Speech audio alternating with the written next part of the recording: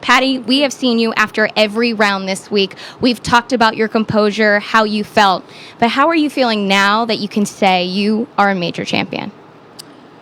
For some reason, I'm still calm. There's some calmness in me. I don't know why. But like I said, I just wanna to be done. And since this morning, didn't get a lot of sleep last night. But I meditated twice this morning, and just be patient. And it was gonna be hard out here, I know, and I gotta be really strong mentally. So it feels great to be a major champion. It still hasn't really sunk in yet. The fact that I just turned 21 6 months ago, and now I'm a major champion on my rookie year. Just crazy. You talked about on the green after your win how you remembered getting your Low-Am trophy back in 2019. What does it mean to kind of come full circle now with the Dinah Shore trophy? It's amazing. It's an amazing feeling. I feel like I'm really grateful for all the opportunities I got from before, AJGA for having me play here as an amateur, and also got an invite when I was in college. Really grateful for those opportunities to come and play, experience the course, and know how it's like to play in a major. And I feel like that helped me a lot. I was talking to my coach last year at the U.S. Open. I was like, wait, this is my 5th U.S. Open. And then I was just, oh man, I've played in a couple of majors, enough to know how to handle myself out there. And it was probably the best experiences I've ever gotten from, anyone who given to me. All right, we're going to open it up for questions behind me, starting with Steve. Patty, at what point were you aware of what Lydia was doing? No point. You never knew? No, not even on the 18. So was there any point in the round where you felt like, this may be getting a little sideways, and you were able to hit a shot that brought it back? Not really. I feel like I've been striking the ball well all day. Just didn't make putts. I still shot 4 under. It was a good round. Like I said, I didn't really look at the leaderboard. I didn't really care who did anything. I just want to focus on myself, and because I know that will, lead me to somewhere I want to be. Did you know that you are the first player in history to make this their first win in their rookie year? No. Yeah. Amazing. Yeah. How does that make you feel? Accomplished. Obviously, coming into this year, I didn't really set any goals just because I knew how tough it was last year, and I just want to come out, try to learn to be a better player. My dad kind of told me, if anything, you should keep your goal as having under 100 Rolex ranking and top 60 for CME, and that's just been kind of, my goal. The back of my mind, I really want to win. I told my coach about it, but I didn't expect to win here. Karen? How much did playing in the final group in February in Georgia, was that in Georgia, help? At Cambridge. Cambridge. Help this today? Is there a carryover or experience? It did carry over. I watched how the winner played, how Nelly played. She played really good that day. Obviously, she stayed patient. I learned a lot from that. And, it takes a lot out here to win, obviously. And all I need to do, I told myself, you just got to be patient. Because I'm impatient. I'm a very impatient person. I can, go sideways pretty easily. But for some reason, after playing in the final group at Cambridge and going back second off the last at the Ocala, taught me a lot of experiences to finally close it down on a Sunday. Patty, you've established in college and the Metric Tour. You won a lot. Just 10 times between UCLA, Cleveland, and 2019 in the Symetra. You know how to win, you know how to close out an event. For today, bigger stage, could you feel more gravity in trying to close out today? Yes, for sure, because I wasn't able to close it at Gamebridge or Ocala, and there's some weight in there in me where like I gotta do something different. And I took that approach, and it turned out pretty great, you know. Quick follow-up. I mean, you seemed aggressive throughout today, whereas a lot of times young players in this situation, you might try to dial back a little bit, be a little more conservative. It seemed like you had your foot on the pedal throughout. Does that really help you with that Yes, mindset? If that's accurate? the mentality since the first day. So, you know, just keep pedaling. You never know what's gonna happen out here. I just gotta keep going and going. All right, Zach. Patty, you left Q Series in 2018, and I remember you telling me, I'm not ready for this. You went back to college. I didn't want to be there.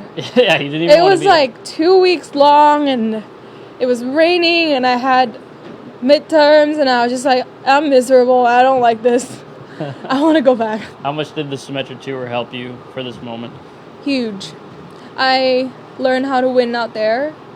I learned how to be comfortable, to feel like I could do it, which really helped. If I would to recommend anyone to turn pro, they should go to Symetra. It's a preparation tour. It's not a transition from college to LPGA. It's huge. It's way too big for me personally, but I'm really glad I played on Symetra Tour for half a season, even though, you know, going in I kind of just want to make it to Q Series. I ended up getting the card, winning 3 times, which is incredible. Yeah, I wanted to ask you to walk us through a few shots. The chip shot on 14 looked pretty delicate. You almost chipped it in. Can you walk us through that one? I practiced my chipping on the putting green this morning, and I got some nice feel to it. You know, I was really calm. It was the lie was sitting down. It was not the best, but I was pretty comfortable with it. I've been chipping really good since Monday, so every time I miss the green, I'm like, I can make up and down from anywhere. That was an incredible chip on 17. Another one that it looked like was going in. Walk us through that one a little bit. Well, obviously, I feel like if I knew what was going on, I don't know if I could pull that. Since I didn't know, I just played like how I would, do it freely, and I feel like that just helped. Like, I like chipping really close to the green. You would barely see me putt, and I just have a really nice feel in my hands. And I asked you yesterday about being a closer, and now you're a closer. How does it feel? It's like, it hasn't really sunk in, it's kind of surreal right now. But I feel great. I feel like all the hard work and dedication into trying to be better as a golfer has paid off. And huge thank to my coach, Grant Wade, and PN Lin Vision 54 to helping me stay sharp on the course. Great. All right, we have some on Zoom. Once again, if you have any questions for Patty on Zoom, please be sure to utilize the chat function to let me know, and I'll call on you. Beth Ann, I know you have a question. Yeah, hi, Patty. Hi. Congratulations. Thank you. Super impressive. I wanted to go back to last night when you said you couldn't Sleep. How much sleep do you think you actually got, and what kind of thoughts were running through your mind? I remember just counting my breaths for it reached 100 for 5 times, and I shut the light at 10. I took magnesium powder just to help relaxing my muscles and to sleep a little better. Try to go to bed around 10. I think I laid around until 11:30 and got up to go to the bathroom at probably 5. For almost 5, and just stayed up. Were you thinking at all about that jump in Papa's Pond and what that might be like? Yeah, I was. There's a lot of thoughts going on throughout from 6 a.m. to 1, until now. There's probably a million thoughts, that run through my head, and I don't remember them all just because I just want to stay present the whole moment, the whole time I'm out there on the course. And, breathing helped, just activating my senses and to be aware of myself. It really helped me to be present out there. And if I could just ask one more, what was the most helpful thing that Tia and Lynn said to you this week? I actually have it on my text. I could read it to you. I sent them a text about my core values this morning. Do you want me to read it? Okay. Read it. Yes.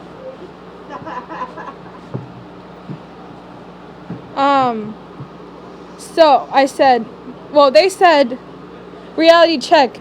You don't know if you're going to win or not today. You can play good and not win, or you can play so-so and still win. You do want to make yourself proud by taking the best actions possible to manage yourself and your game plan. And that was huge. I took that really seriously. Just focus on what is 100% under your control, because the outcome is you can't control it.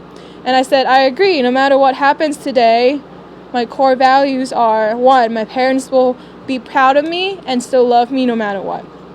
2, I'm already so proud of myself to be able to play good the last 3 days and, just be a better player already since last year. And 3, I'm still going to be the same Patty who appreciates the love and care from the people that matters in Patty's life.